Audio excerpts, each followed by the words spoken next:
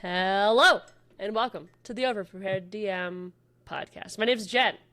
My name is Nick. And we are the hosts and stuff. So we talk to you about every other week about Dungeons and Dragons, and what it's like to be a DM, and what it's like to be an overprepared DM, and how not to do that. Well, actually, Nick talks about how not to do that, and I question him every week. Yes.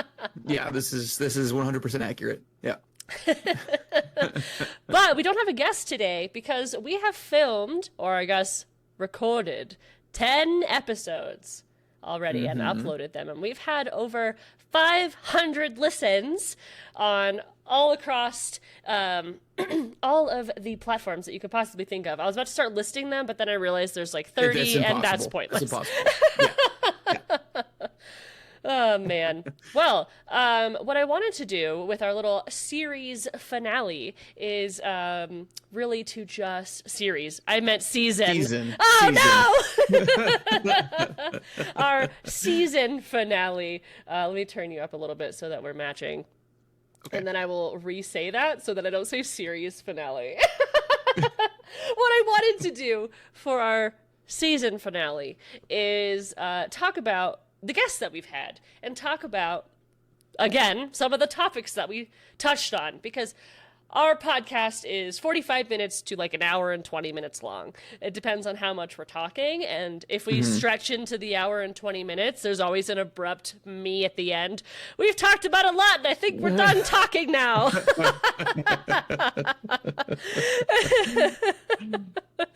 Oh, geez. So we are also live on Twitch. So every single season finale, we will be doing live on Twitch, where we'll be answering questions from chat at the end. I'll be compiling all of those, and we'll drop all of that. We will talk about all of that at the end. And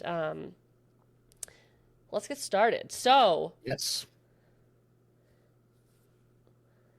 we started the podcast by talking about our experiences with DMing, and kind of like where we started and like what made us change, and what we would tell ourselves if we were wee babs again.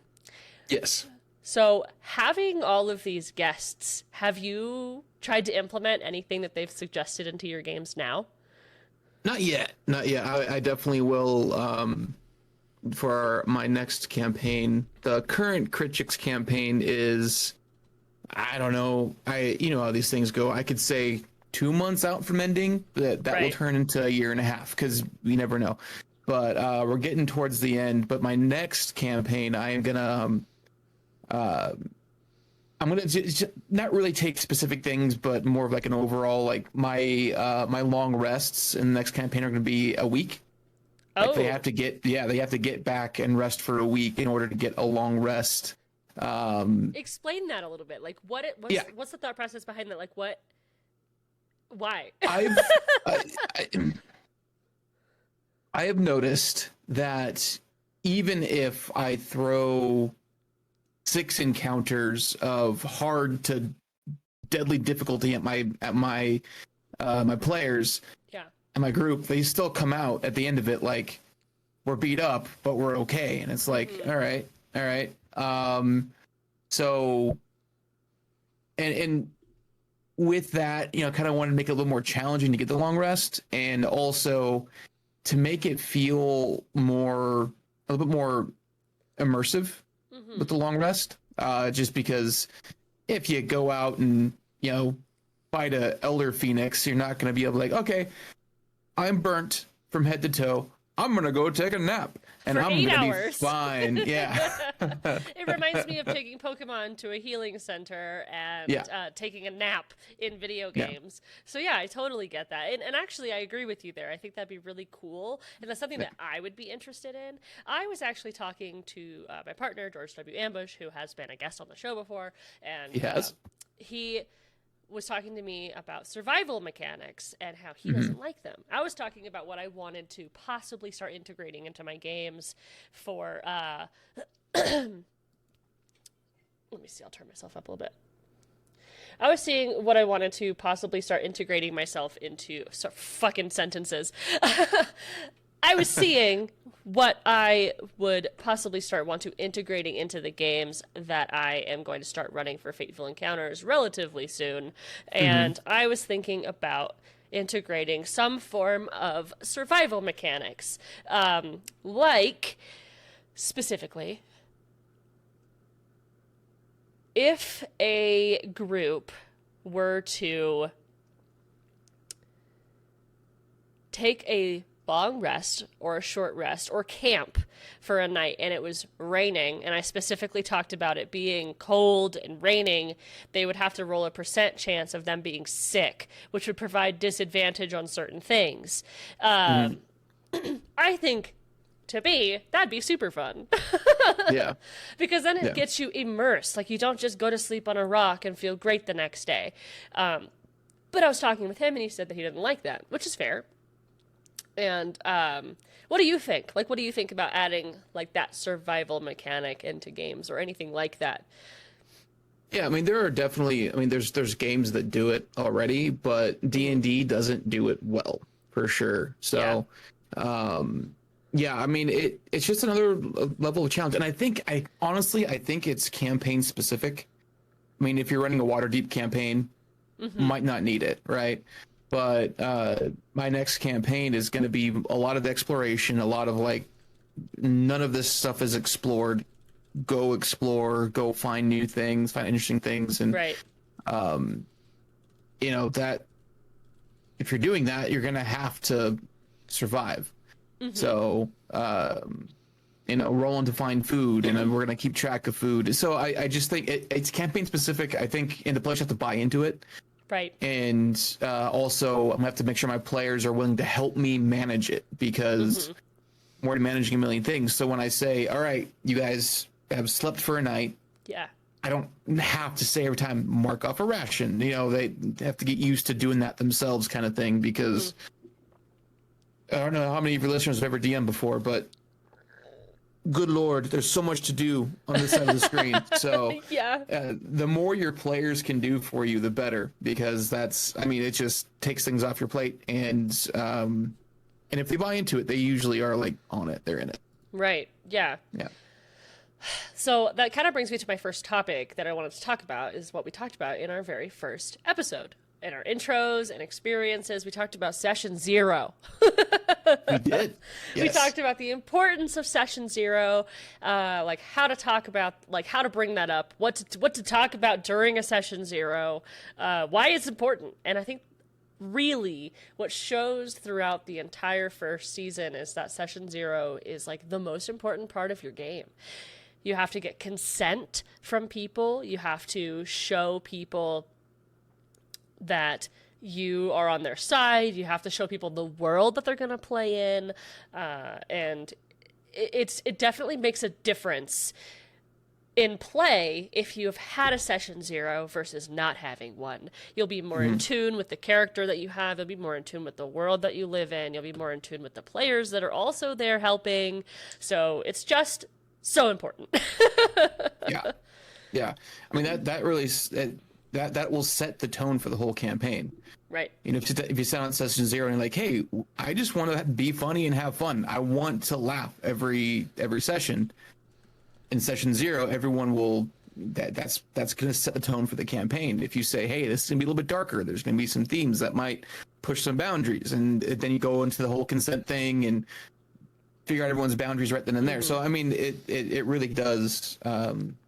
If a DM doesn't do a good Session 0, they really need to learn how to do one, and then practice and do it over and over again, because it's super important for a good campaign. Yeah, absolutely. Yeah. And you could also integrate fun things into a Session 0, like I do.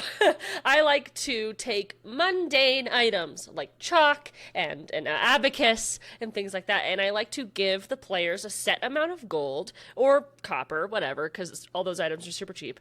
And we do a little like shopping spree, and you like, what would your character buy? Would they buy these things? Would you have these things? And we build up their base items that they have before the game starts, because otherwise you could do standard equipment, especially if you're building a character on D&D Beyond.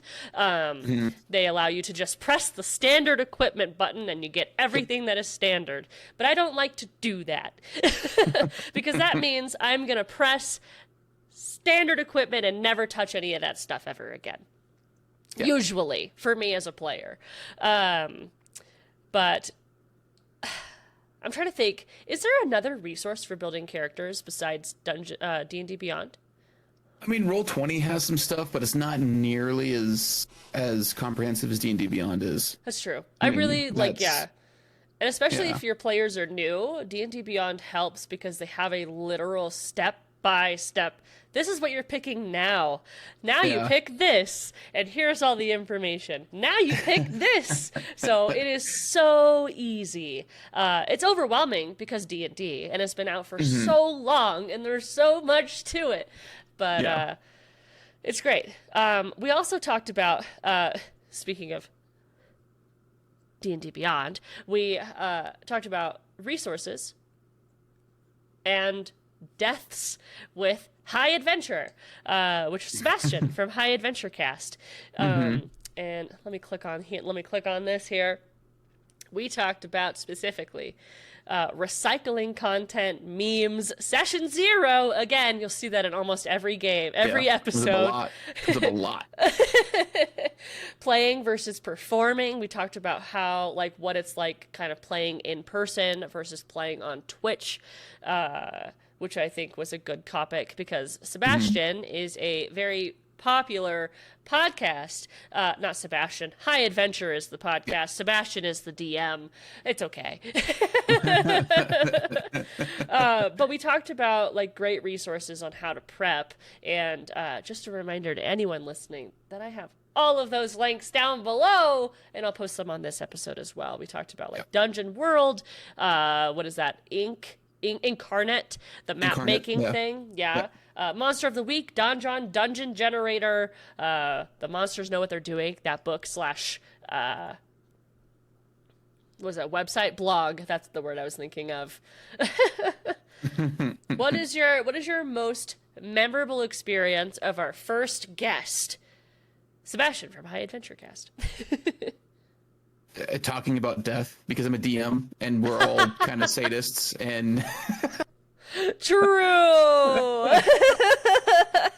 Talking about killing characters. That's anytime I talk about killing characters, because there's such rich story moments that they're some of the most memorable moments that I have in my games. So whenever I talk to any other DM about their experiences or how they handle character death, I'm like, ooh, I like that little nugget. I'm going to steal that, and I'm going to use it the next time I kill my wife's character, because I only kill my wife's characters for some reason. On your anniversary. Such a dick. I don't mean to, I promise. It just happens. So good. We talked about death, like character death, and how to invest people into caring about the death and like just playing in general. And I find that to be the most interesting thing that I do as a DM in my own personal satisfaction of playing the game, or because I always say the DM is a player too, so I say I am playing as well. I don't enjoy killing characters per se. If it happens, it happens, and if I will give them so many warnings from NPCs, I say NPCs, but just people on the side, from like, even if there was a bounty, it would say like, this is a 5-star bounty or something of a like a difficulty level, especially if I think they shouldn't do it, or they should prepare more, because I don't want them to walk into something that is deathly encounters without being prepared. It leads to people being cocky players thinking that they could do anything. But Yeah. writing out deaths has been one of my favorite things to do as a DM. I've written some really cool scenes, and that's kind of when I put on the scene face, because I don't think DMing should be writing scenes that the characters act in. I think it should definitely be an improv experience with everybody. But in death, I do scenes because I think it is just so impactful to have music playing and like maybe some sound effects and really just getting people into the moment of someone dying. It really just gets people into it, like I just mentioned, but it also makes them care, especially if they're the one who did that. Yeah. Yeah. Yeah, and I can't imagine a fate worse than being a DM, killing a character and looking across the table and seeing the player be like, okay, cool. I'd be like, oh, I failed. oh, wow, okay. So where did it go wrong? Tell me about it. Right. That would crush me. Definitely. Yeah. What is the best death scene that you've ever written or experienced? I say death scene. Not everyone does scenes, but what's the best death you've experienced in gaming on D&D? So, and I think I talked about it on the podcast before, but I'll talk about it again because it's awesome. And we have live listeners tonight, so they probably haven't heard it. So I'll tell it. True. The first time I killed my wife's character, one of my wife's characters. First time I killed my wife's character. One of the things I do when I have a character death and there's a resurrection ritual and a chance for them to come back, because in my campaigns, it's not 100% chance that your characters come back with a resurrection spell. But I always give the player the option to let the character die. So even if someone on the other side is casting resurrection, and usually on the fly, I will come up with a scene that their character sees on the other side in the afterlife of, like, this is a chance for you to move on to this. Yeah. Do you stay or do you go? And my wife's character, her whole backstory, she was a barbarian from the Feywild, and her sister, quote unquote sister, was a direwolf that ran with her tribe, and the direwolf was killed by someone from this side. That's why she came over. And when my wife's character died, the direwolf showed up and just like sat down next to her, and they talked for the first time. They communicated back and forth, and my wife's character turned into a direwolf and ran through the beastlands with her sister, and it was this whole thing, and everybody at the table was crying except for me because I'm an asshole. Same. And but even beyond that, the whole next session was this kind. I mean, he was. It's kind of like me inserting myself into the game a little bit, just to kind of like this kind NPC.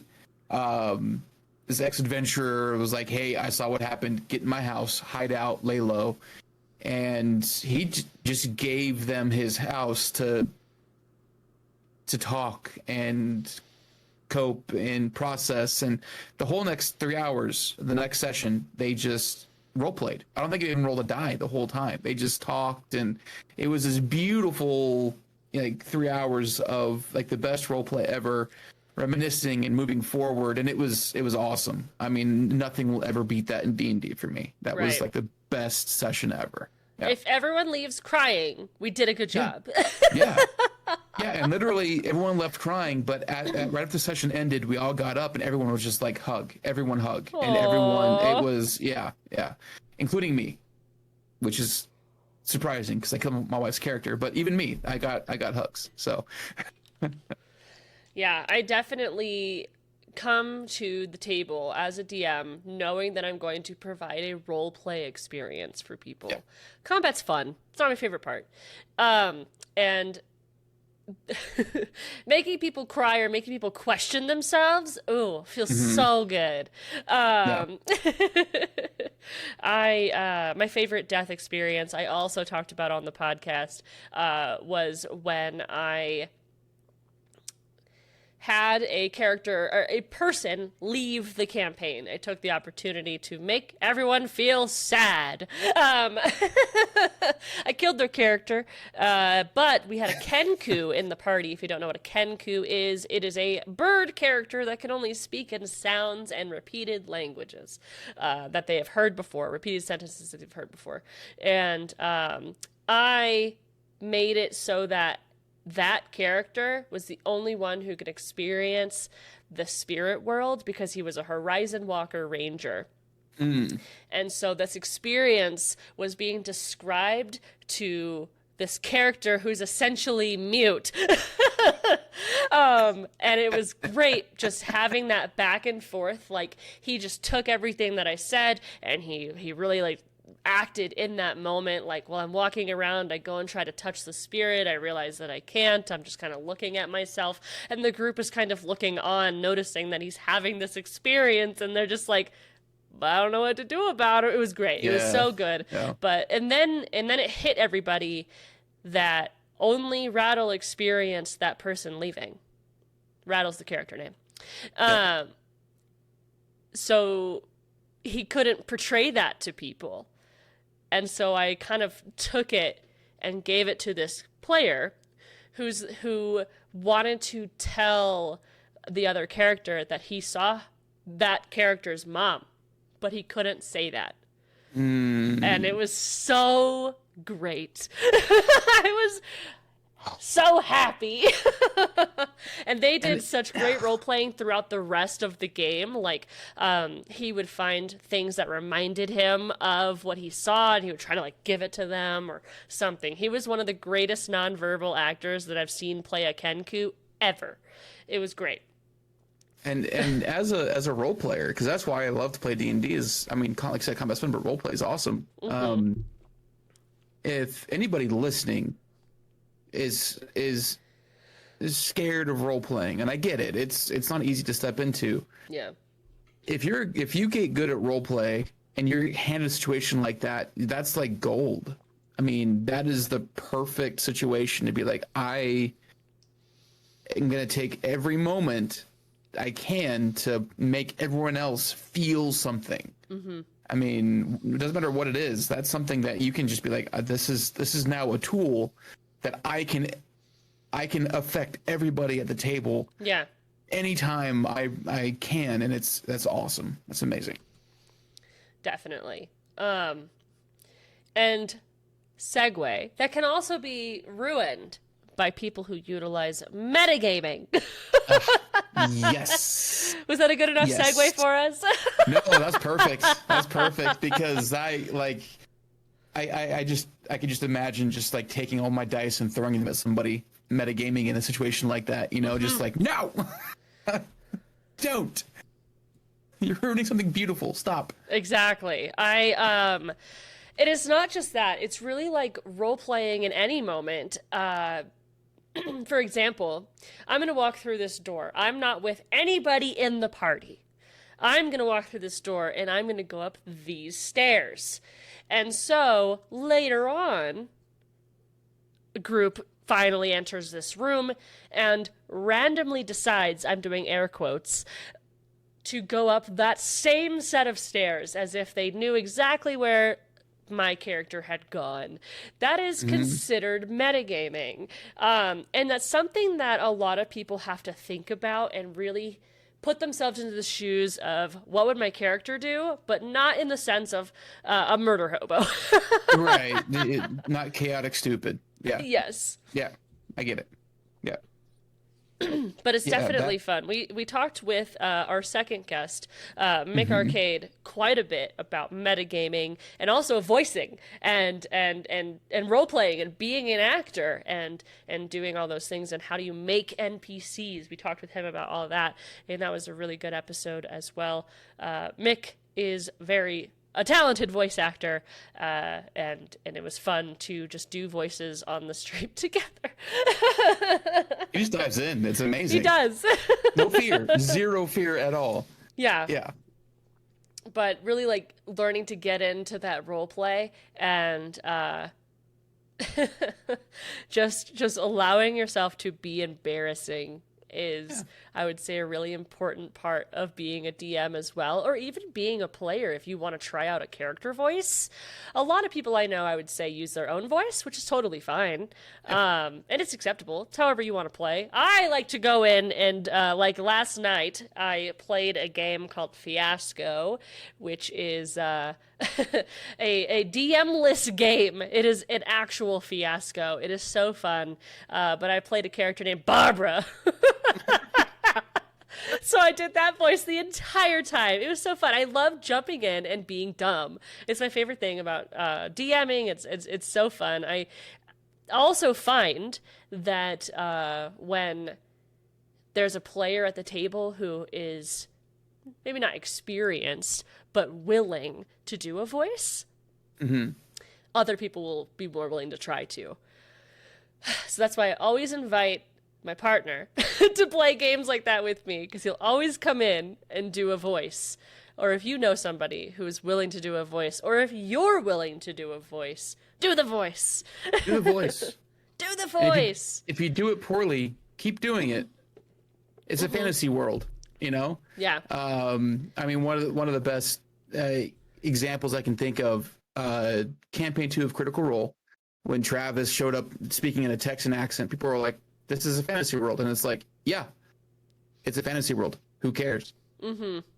Accents can come from wherever. And it's, if you get this weird French Australian mix, just roll with it. And that can be the accent of wherever your character's from. And it's fine. True. You don't have to be a perfect emulator, and you don't have to be an impressionist to do a voice. I do a selection of voices for the same types of characters, and that's also fine. I try to make them different. They sound different in my brain. They absolutely are not different. They're the same voice. But yeah, like practice makes perfect, or like, practice makes progress, at least. Do voices, and don't metagame. And make your characters and make your players cry when you kill them. Yes. Yeah. We've learned so far. The fourth episode of the Overprepared DM, we talked with Aaron from Questvault, actually the DM of another Twitch channel that does streaming, and he was so eloquent in everything that he said. So I do not understand. I'm a freaking barbarian compared to this person. This is amazing. But we talked about with Aaron how to build a world based around the character stories, and then like the limitations of your world that would hinder the players in making their characters. We talked about this is such an important episode. We talked about frameworking a world around your character, around the characters that your players presented in the world building process. And we also talked about mental health in that one. That one was a really, really good episode, and actually I believe it was my favorite one. But Aaron was absolutely eloquent. But is there anything that you wanted to touch on with all of that? Because that episode, I think, was chef's kiss. Yeah, framework. I mean, tying your characters to the world, and I mean, no spoilers in this, but my next campaign, one of the things I'm going to tell my players is you're traveling across the sea to this new world, to this totally unexplored continent. I want you to tell me why your character's going, and if they're bringing anybody with them. Yeah. So I mean, I put the onus on the player to be like, oh, okay, these are ways I can tie the character to the world, and don't force it. I mean, if you're like, obviously, if you have new players, it's okay to write some of their backstory and fill in gaps, but communicate that with them and let them know, like, hey, this is why I'm putting this in here. But if you can, the more backstory you can get from your players on their characters, the more tied to the world the player is. And that's more important than the character, I think, because the player is really what you're trying to affect. So get that that player tied to the world. Like let them give you their backstory. Let them tie themselves to the world, and it's gonna have a much easier time with it. But yeah, the mental health thing, man. Right. Anything this past 2 years has taught me, like, mental health is super important. So, as a DM, it's real easy to get burnt out. Yeah, definitely. It's real easy, and I will say that there's a big difference between, like, I don't want to take the first step to DMing tonight's game, than being like, I need to sleep for 24 hours before I can DM again. Right. Like, there's a big difference there. And I'm a big, like, even with my players, I'm like, hey, can you take that first step tonight? Like, once you get to sit down and you're playing the game, are you going to be in it, or is it still going to be, I'm out? Because usually if someone gets into the seat and they're like, oh, okay, I'm rolling dice, I'm fine, it's great. But if it's that, like, no, I can't be, I'm not functioning right now. There's a big difference there. And it's important to realize that and understand that, especially with players, and tell your players up front, like, hey guys, I don't want to play tonight. Here are the reasons why. They're going to understand. It's hard. Definitely. And I'm going to make a note. 503. Hello, Raiders. Welcome in. They're being raided. Hello. Welcome in, everybody. It is so nice to have you here. Thank you so much for raiding. We are doing our very first live podcast of the Overprepared DM, where we talk about Dungeons and Dragons and all things nerdy. Love to have it. Thank you so much for being here, Rink. Yeah. Guys, awesome. Shout out to Rink. I was recommended Rink Barbecue by Lavender Apple, and I haven't turned back. Lovely individual. I hope you had a great stream. Thank you for being here. Our notifications are off right now because we are live doing a podcast, and I'm cutting here. Like my cut, like my cut, cut, cut. But mental health is absolutely important in DMing and playing. If you aren't okay, then the table needs to be aware, but also understanding of that. And man, episode 4, if you haven't listened to it, listen to it. Another great episode. Honestly, all of them are great. Another great episode was episode 5, where we talked with Tummy Numner, one of the DMs. Well, not a DM currently, one of the players over on Fateful Encounters, which I am currently also a part of. We talked about combat engagement and pacing, because myself and he have a very same sense about the way combat pacing should go. And it's always really fun when the DM takes that moment and expands it for everyone else around, like or bringing people in by explaining what they just saw, or reiterating, so that it's faster, people are paying attention, and it's super fun to see, like, people's engagement really increase because you're just being a little bit more descriptive than you were before. And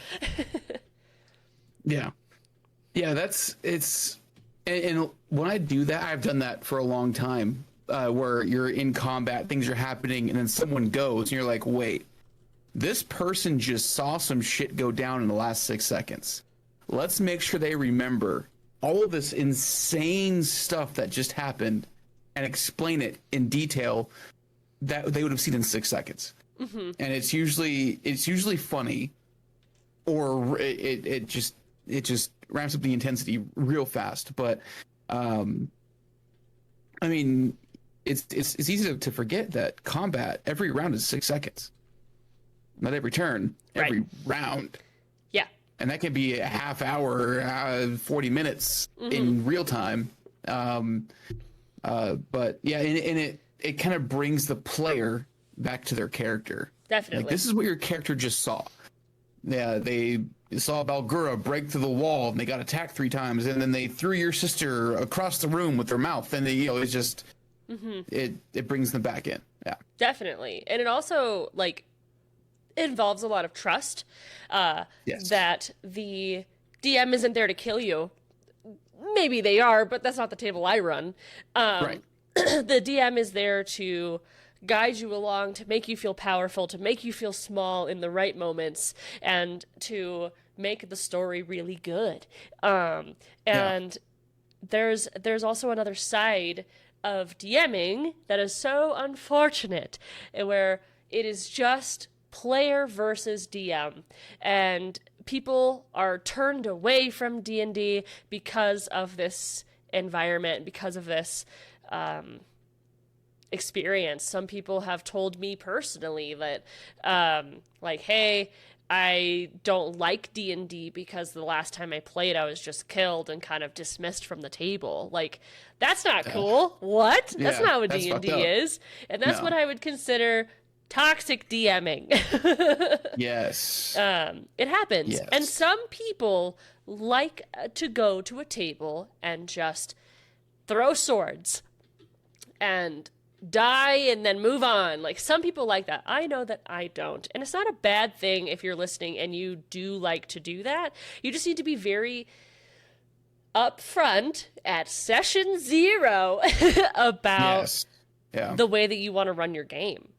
And we talked about toxic DMing and making sure that players trust you and that you trust your players with George W. Ambush on episode 6. It was great. It was a good time. We talked about so much so fast because I believe they were nervous. It was great.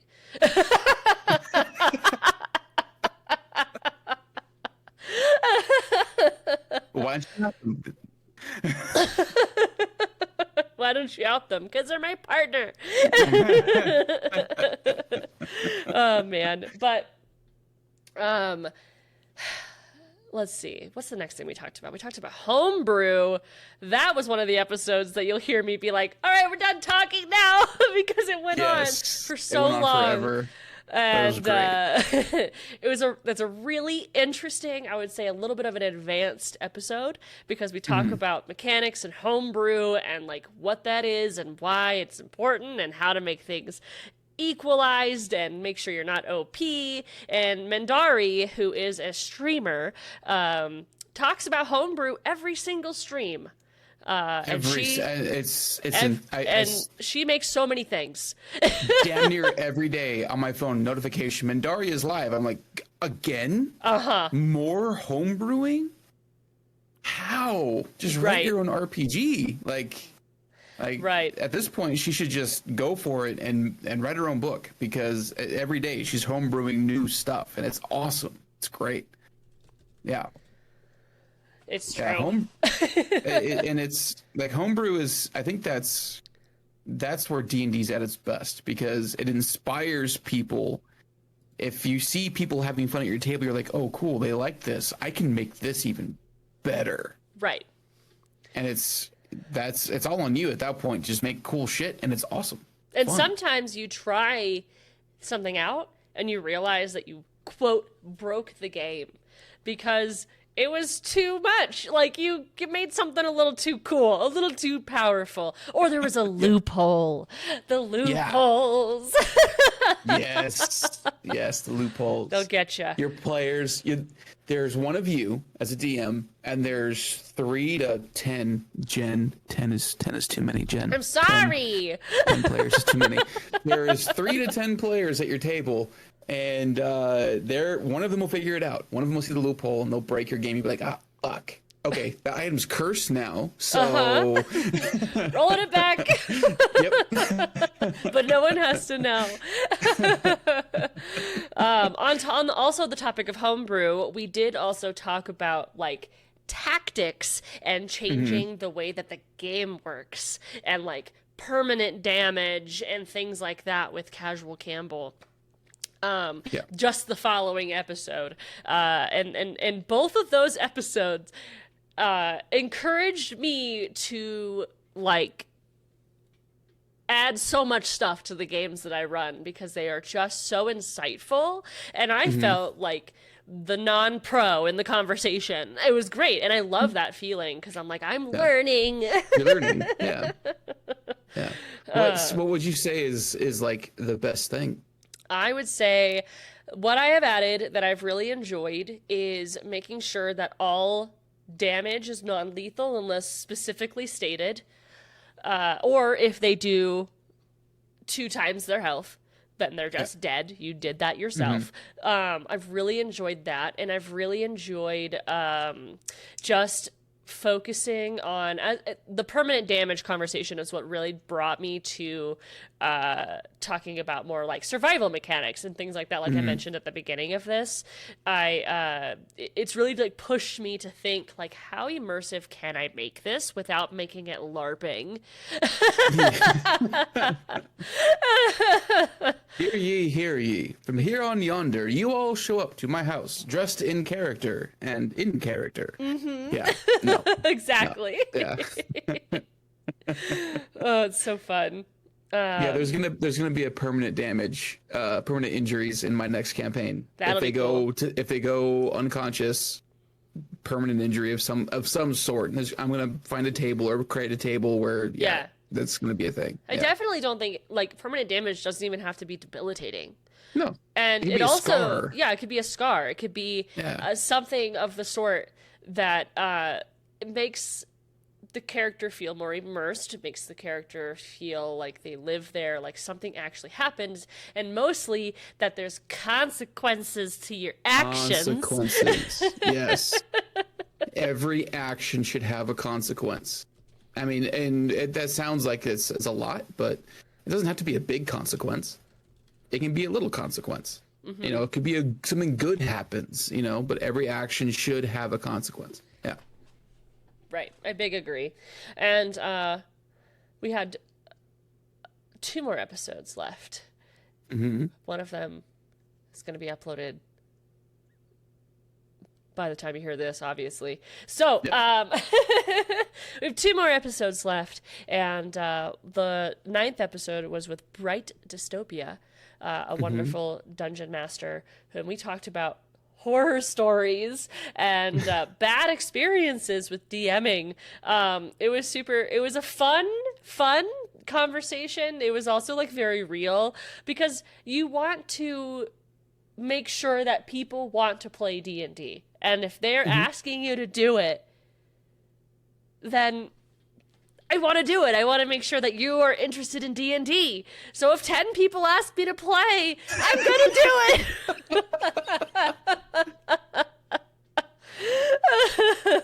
it. To all your viewers, so for those who are listening to the podcast, we are doing this live on Jen's Twitch channel. Jen is online. That's me.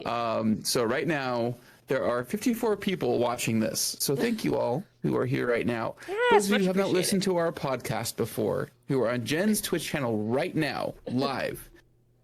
10 people is too many people at a D&D table. Never.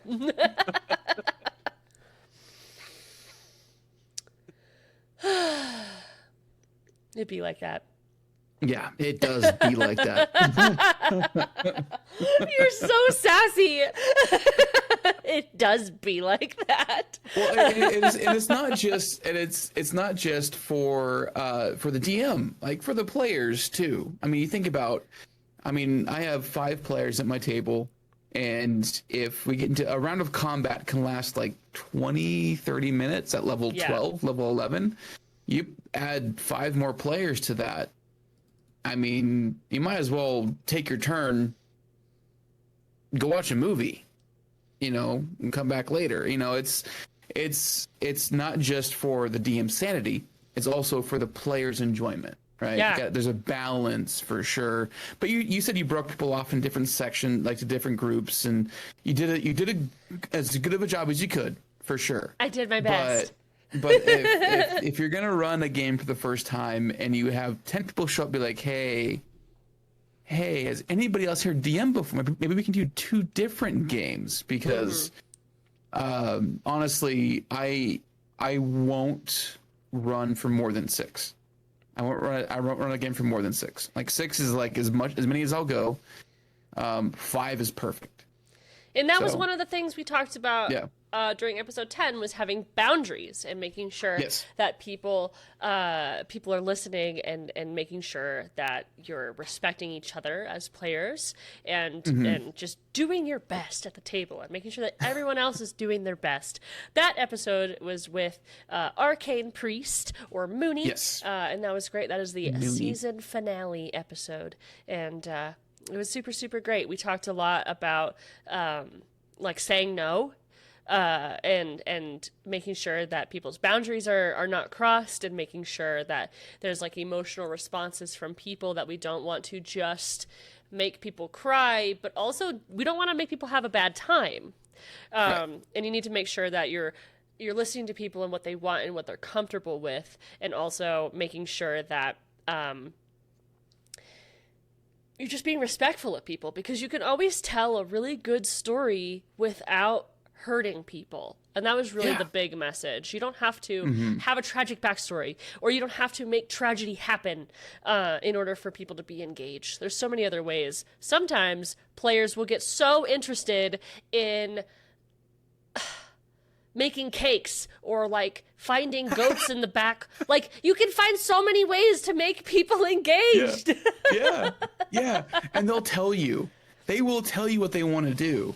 And at the end of the day, and this is something I've said multiple times in the podcast, at the end of the day, if your players have had a good time and they're happy and they're talking about your campaign, quote unquote, your campaign, that's a great feeling. It's awesome being like, oh, we're doing this together, and I'm kind of the facilitator of your guys' manic chaos.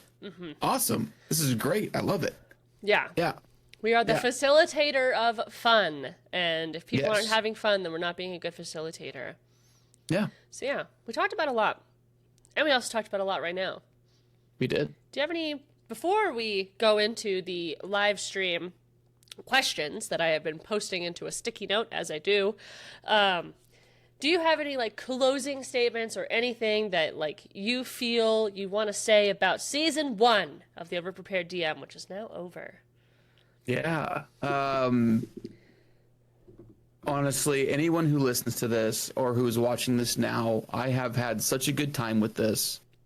And every week, the response has amazed me. I get emails every week updating me how many people have listened, who's paying attention, and it's honestly I thank everybody who's listened to this, because it's been so much fun. Jen, thank you for doing this with it. This is my idea. Yes. But you've made it happen. I'm really happy that I did, because this is one of my favorite things to do. I love sitting down every other Sunday with my buddy old pal Nick and talking about D&D with other D&D nerds. It's my favorite thing to do. Why would I not want to do it? It only took us a year to start. Yeah, this came up a long time ago. It did. It was a little sub thing that we thought about doing, and then kind of dropped. It was one of those hey, we should hang out sometime, and then you don't. It was one of those situations. And then one day you messaged me and it was like, hey, let's do this, and I was like, yeah, today's the day. We're doing this. It was awesome. And we've had over 500 listens after 10 episodes, and only being we started June 13th. That is when the episode 1 went live, with just you and me chatting about our experience with D&D, and 51 minutes and a dream. Super fun. This has been great.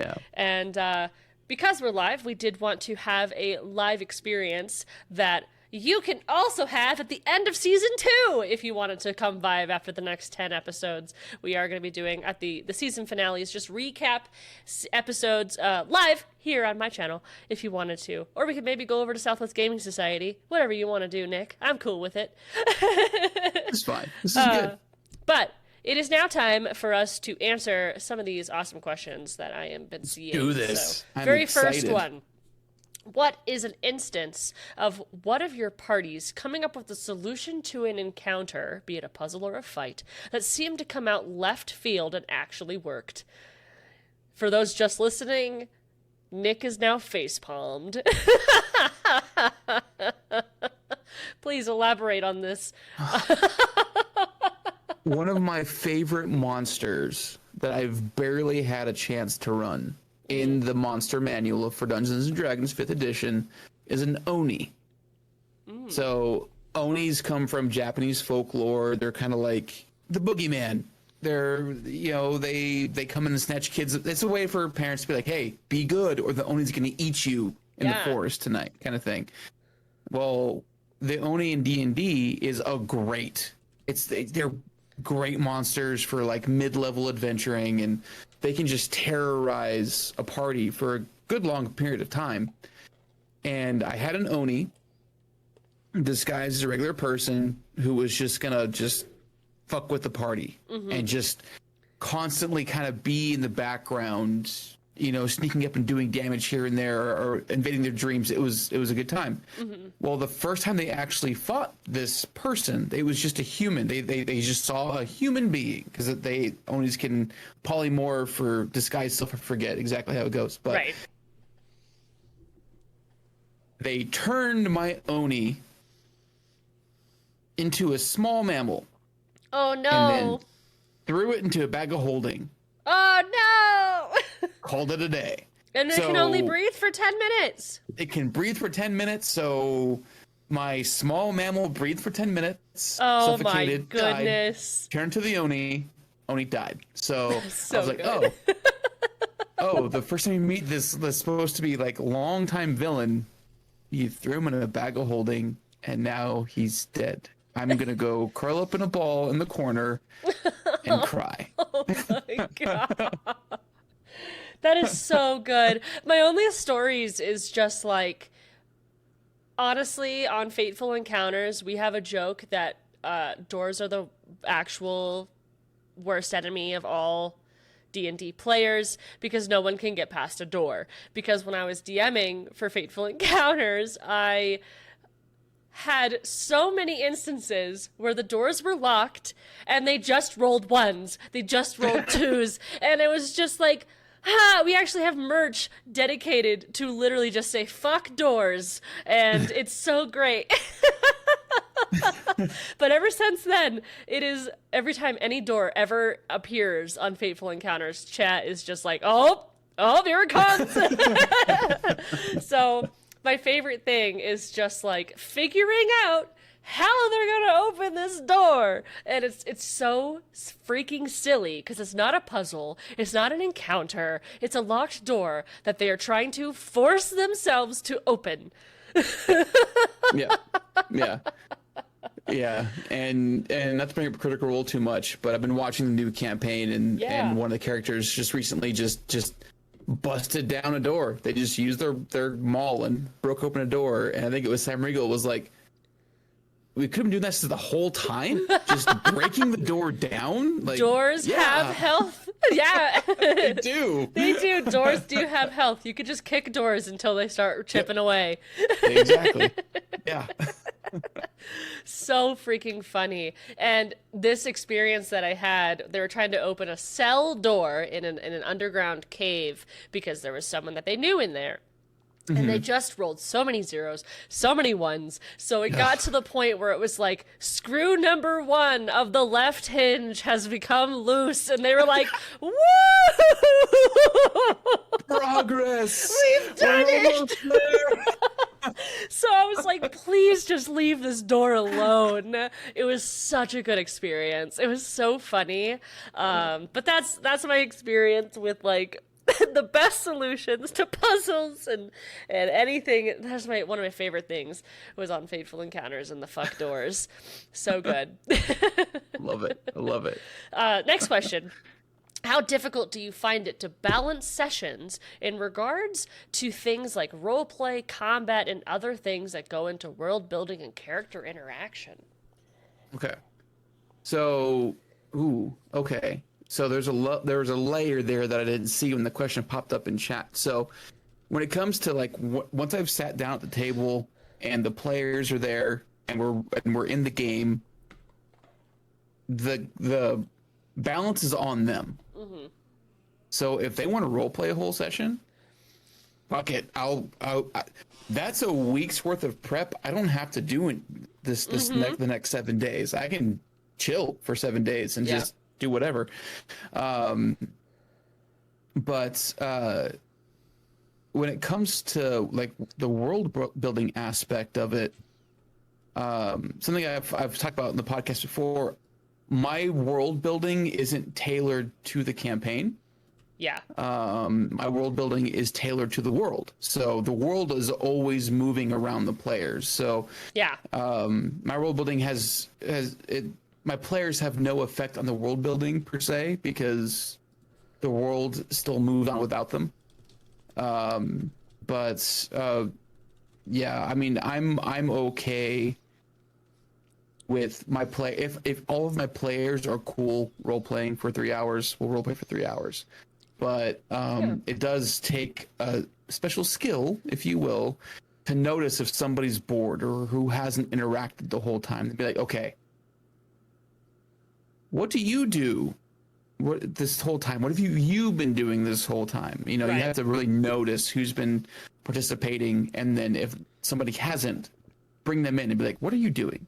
Right. Yeah. I'd say that's the biggest balance. I think it's so important to have story beats and knowing where you want them to go.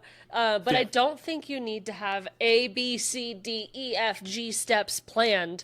I think you need to have a few planned and then just make sure that you hit those beats. But ultimately, like, letting them guide and, like, where do they want to go? They're like, let's go to the bar. I'm like, cool, here's a bar. You walk down the street, let's go to a bar. And then I start thinking of like mini games that we can play with dice so that they're playing games in the bar. And if that's what they want to do, then they do it. And it's fine. If they want to go search the bounty board and go run down some goblins, we can go do that too because they want to do combat. Or I also listen to what they're saying outside of game. If they're like, I want to fight shit, I want to kill someone, I'm like, okay, got it. And try to make it happen. Because everyone has different experiences that they want. And then I also try not to split the party too much, because then it becomes a bunch of different games more so. And, and then it's just a chaotic mess. Yeah. I have this weird dichotomy with my group where, like, we'll have a session where we don't roll a die the whole time. Everyone's like, that was such a good session. We had so much fun. And they'll have a session where they go through, like, 3 different combats, and as they keep rolling initiative, and they're like, that was so much fun. It's like, give me one or the other. Like, like it's that's where the balance comes in. Like they just want to do it all, and that's great. Love it. I would say if you're running a one shot though, not necessarily a campaign, and you need to balance a one shot, what I usually do is a little bit of role play, a little bit of combat, a little bit of storytelling, like a little bit of everything. Just a little bit of everything. Yeah. But at the end of the day, if they focus on one thing, then they'll focus on one thing. But a really good suggestion if you're writing one is the 3-room dungeon. 1 room for each topic. 1 room for the beginning, the middle, and the end. You know, it's very easy, and it can last hours. So that's one of the better advice pieces that I've heard for just trying to think of a one shot right off the bat. Like, I don't know what to do, but here we go. We're gonna plop this out here. So next question: what are your go-tos for re-engaging players who might be starting to get bored, either during a single session or over a whole campaign? That's a really good question. I am spoiled. I am spoiled by my players. My players are into whatever's happening. Yeah. I don't know if it's me being awesome as a DM or if it's my players being awesome as players. Like, no, that's legitimate. Like, that is a legitimate question. Like, my players never seem to get bored, and like, oddly enough, for the past few sessions, my poor wife, her current character has just been kind of mopey for the past like few sessions because long story, but that's her role playing. She's role playing this usually bubbly character as being morose and just kind of quiet and off in the corner by herself, and it's like, hey, are you having fun? She's like, yeah, I'm having a great time. This is awesome. Yeah. You didn't talk for 3 hours. No, I'm having a great time. It's like, oh, okay. Okay. Right. Yeah. I feel like my go-to for getting someone re-engaged is to do something specific to their character or story. And if they still don't seem engaged or caring, I'll talk to them outside of game too. Yeah. Yeah, the follow-up is important. It's always important. Yeah, I don't have to ask anymore, but in the game that I play in, the DM, he'll actually like send a message every week like, hey, any feedback? What'd you guys like? What didn't you like? And, you know, players react and interact, so that's always a good, that is a good way to do that. The interaction outside the game. Yeah. Definitely. If you haven't talked about it yet, D&D horror stories. We actually have an entire episode on horror stories. That's episode 9. So I implore you to listen because we talk about all that and a bag of chips. Wow. Why did I say that? Yeah. Anyway, so... I don't know. Because you're 80 years old. What do you mean, Sonny? What are some of your favorite things you have adjusted or homebrewed in a game? Little tweaks, big tweaks? Ooh, I would say my favorite thing that I have done is make... So I made an entire campaign that had plot weapons, and there was one of them in every city, so they had to go and entirely fix that city before they got this plot weapon, and by the end they were level 20 and they had all these plot weapons and they go and fight this celestial. It was great and it was magical, literally. I enjoyed it because all of they were staffs, but they were staffs of different elements. So the very first one that they got was the wind staff, and it was fun making it. I was like, oh, sorry, they were quarter staffs, but either way, it was fun. Like, what does this do? And also, how are they going to use it? And and then I also like punished in game, obviously, for utilizing it for selfish purposes or for utilizing it for not the main reason of the game. It was super fun. So the first one that they got was like the Staff of Wind, and then they went to a dragonborn city that was riddled with poison and illness, and they got the Staff of Disease. It was super cool. I liked it a lot. And it went all the way up to like the Staff of Ice or something. I don't remember what it was. There was 7 of them. It was fun. It was one of my very first campaigns that I wrote that I wrote myself and ran and played all the way through. Nice. Yeah, I think mine in my current campaign, I kind of like created these items for my characters to find and use, and it would grow with them as they used it. Mm-hmm. So depending on how they used it, that's where it would grow stronger. So like I have a mask that my monk wears that makes her more stealthy, and she can cast certain spells from it. And she's been using, there's a haste spell in it, which haste times monk is evil.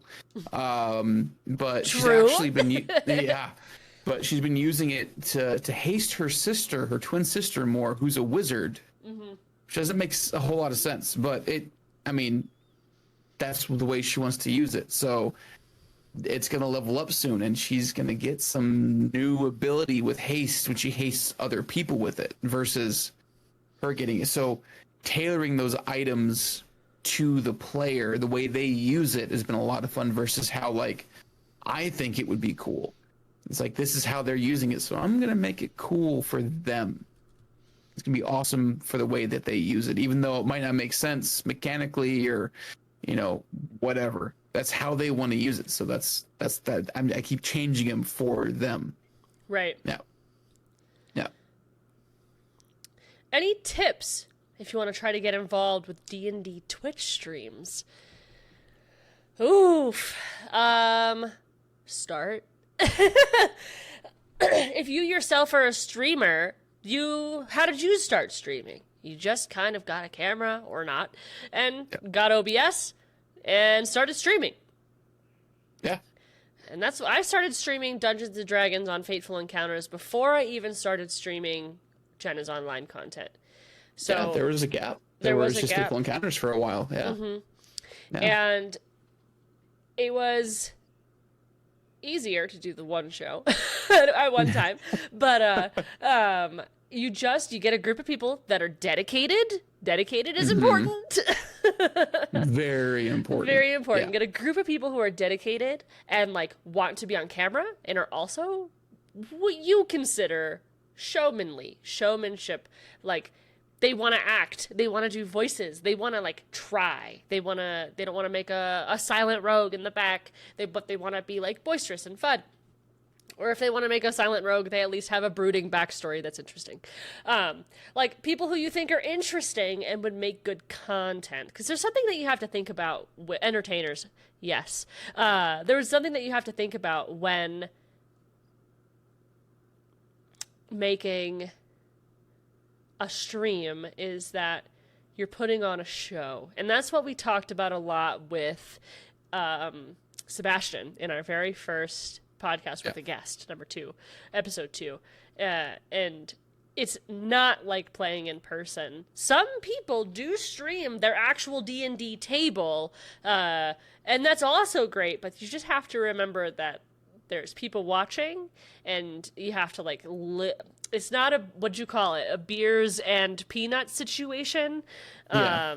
It's definitely a focused on entertainment situation. Yeah. Yeah, absolutely. And I mean, it's at the end of the day, you're still playing D&D, so make sure you enjoy it, right? So play the game that you want to play. For example, and not to, prop Fateful Encounters up, you all have a much larger viewership than Southwest Gaming Society, which I'm fine with. It's fine, right? I'm fine with it. It's fine. I'm not upset. I'm cool with it because at least my players still play the game they want to play. Yeah. They're as invested as they want to be in it, and they play the game they want to play. And the people who watch are very, very loyal. It's awesome. We get to know the people we play with. So, I mean, at the end of the day, don't judge your game on your viewer count. It doesn't matter if you have 3 people watching you or if you have 50,000 people watching you. At the end of the day, you're still playing Dungeons and Dragons. Uh-huh. And if you're playing the game that you love, fucking play it.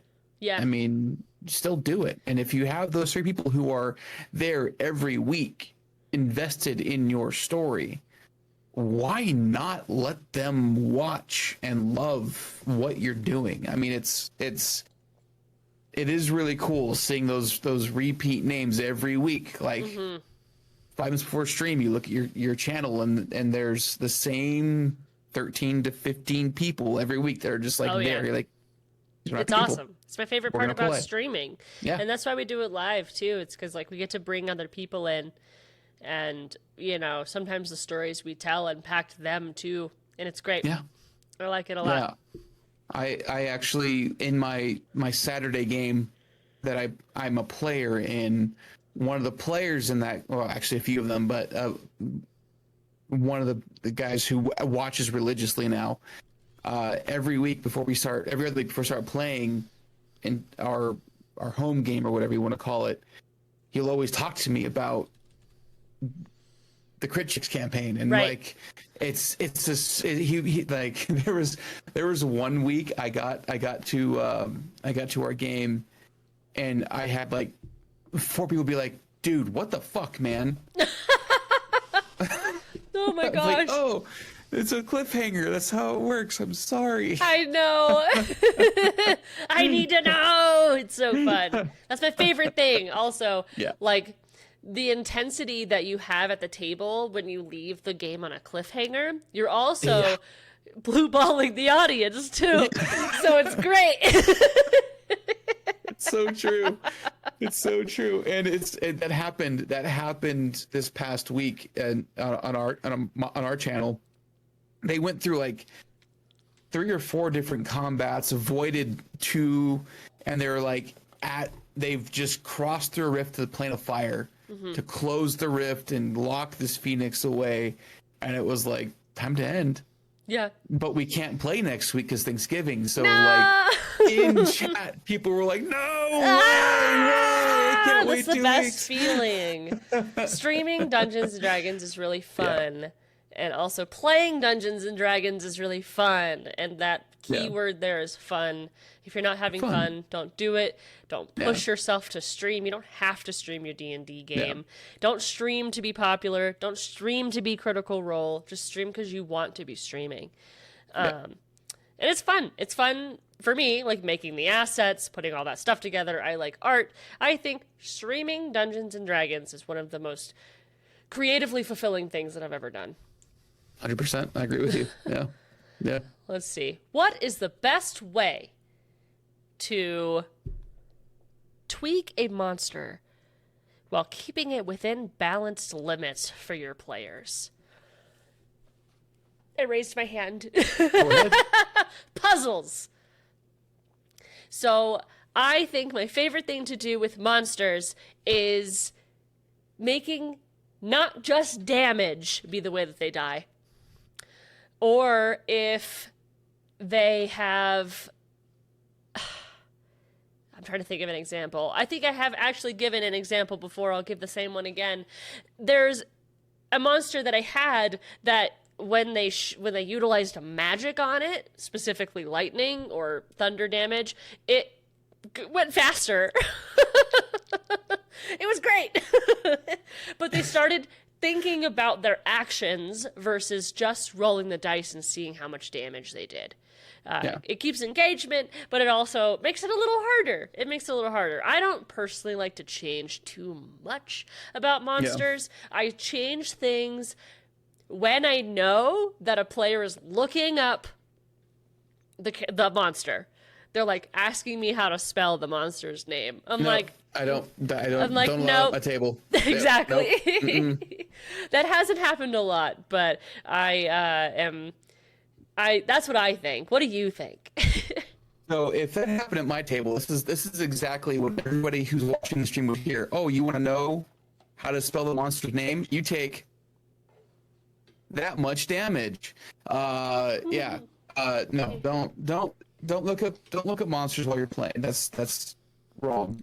What I do, it takes a little bit more work, but I really look at, read the monster manual, like that sheet for the monster I want to have them fight. And I will really look at their strengths and weaknesses, and I'll usually find something that's like, oh, that would kill them right away. Yeah. So a good example in my campaign recently, they've been kind of chasing down this phoenix who's destroying a bunch of cities and stuff, and it's horrible and dark. And they had an NPC tell them, like, if you chase this down on your airship, the phoenix can just fly into your airship and burn it from the inside, and you all will die. Yeah. So you got to find that strength and use it against the party. Like one of the things that, like beholders, for example, they never are not hovering. They always hover. They just fly around, even when they're sleeping or unconscious. So vertical dungeon, where the beholder can just move through the space and hide from the players the entire time and pop out when it needs to and shoot its eye rays. So getting really creative with the dungeon or the battle map that you're going to have them fight the monster in, where the monster can use the terrain against the players, is a ton of fun. When the players realize, like, we're in its domain, we're fucked. We got to get real creative. That's great. Yeah. Absolutely. All right, our last question. Okay. Do you notice a vanilla class that players naturally power game the most with? I feel like you already know my answer. Go ahead. It's paladins. Yes. Paladins are one-trick ponies. I will say it time and time again. If you play a paladin,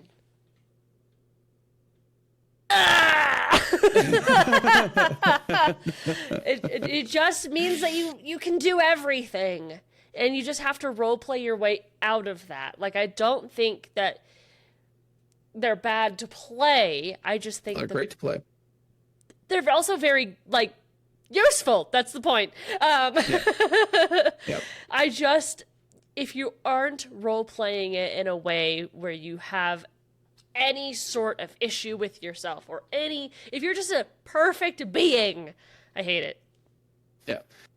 Yeah, with the paladin. So in my campaign right now, there's no cleric in the party. Yeah. Or a druid or a bard. So the healer is the paladin. Yeah. So that's really forced her to choose her spells wisely and doesn't expend all of her smites immediately. So that's been great. Seeing a paladin who's like, fuck, I have to heal. All right. Damn it. I'm gonna keep this third level spell around for cure fucking wounds. Just because in you case. assholes want to get just in case. But I will counterpoint you. Something that can be power gamed very, very easily that no one ever plays. Okay. The fucking fighter. The fighter. Okay, tell me about this. The fighter. That action surge, though. Action surge. They have their second wind. They end up with more attacks than anybody else. They roll a D10 for their health. They can use any armor or weapon on the battlefield. If you get a smart player, a good player in combat for the mechanics of what I'm saying, if you get me playing in your party, I'm playing a fighter, be like, fuck, all right, doubling HP for my monsters now because this asshole is going to kill everything all the time. Fighters are overlooked because they're not magical. They don't have any outside. They're just a straight martial class. Yeah. Right. They're not monks. They're not. But the fighter can wreck damn near anything based on their level. The fighter can be an OP character, and it's one of those ones where like a demon's never ran for a fighter before, but like, oh, you want to play a fighter? Haha, nerd. Okay, fine. Next thing you know, like, oh, hey, guess what? I just took out your beholder in one round. So yeah, XP me, man. Come on. For sure. We're definitely, I would say, leaning into the territory of OP builds, and that brings me to comment about like my character that I'm currently playing on Fateful Encounters on Mondays is an artificer. Artificers are so OP, and I didn't know that until I started playing it. I was reading like what they can do, and I was like, what? They can just make magic weapons? Like, it was this whole thing, and I think it really leans into the role play aspect of making sure that they are not OP. Yes. Because you can easily just do everything you want with a paladin. You can easily just kick everyone's ass with a fighter. And you can easily just make whatever the fuck you want with an artificer. And while those are great, I think they should come out through roleplay. I think it needs to be earned. And I also think that... So I'm strongly against paladins, and I know that I've been forced to play a paladin in the one shot that I'm playing on Wednesday because chat built my character for me. But I think paladins don't need a adventuring party because they could just do everything themselves. Nick is looking off into the void. No, I was going to say, do you want to do a one-shot where I DM and you play a paladin and it's just you versus me? Yes, I will do it. Let's do it. And I will end you. It'll be great. That'll be wonderful. keep Yeah. in tune. Keep tuning in so that you can We'll figure it out It when might that's 2 gonna years. be. It might be 2 years, but we'll get there eventually. That'll be so fun. Well, this was a much longer episode than normal, but it is live. It is our okay. season finale, and it was just a good time. I really, really enjoyed doing this. Jen there's knows only been- words. It's amazing. I know words today. Usually when we're doing the podcast, we do so many retakes because I'm just like retake. So behind the scenes look at the Overprepared DM podcast. Every episode, there's a point where Jen goes, "So yeah, I have a really good point about this thing. It's the